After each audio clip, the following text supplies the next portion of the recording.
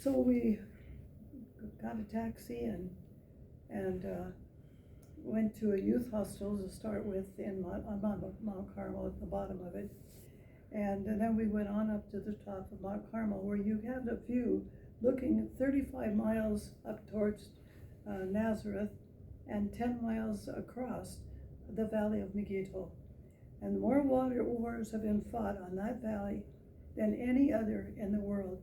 The first recorded valley war was fought in the Valley of Megiddo. The last war, and it's going to happen, I believe, in our time, will happen in that valley. And the Bible says that the blood will come up to the horses' beds.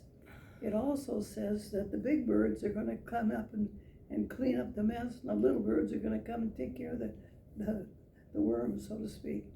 And that's all going to happen. One time when I was in Israel, I saw a flock of the most ugly birds you ever can imagine.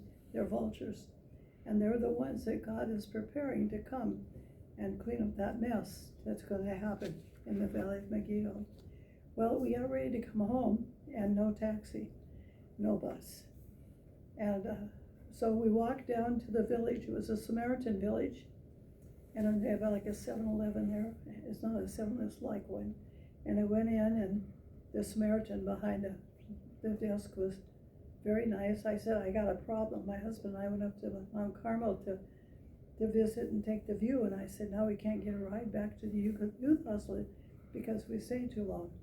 And he said, yeah, he said, everything is closed down because it's Sabbath.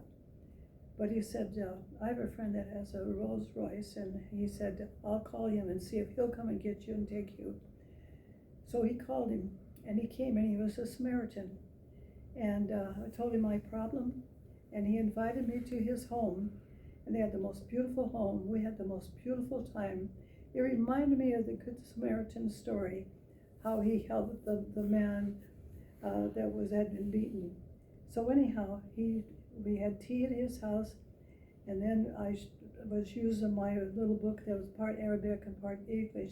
He said to me, I've always wanted one of those books. If I give you money, will you send me one? I said, certainly.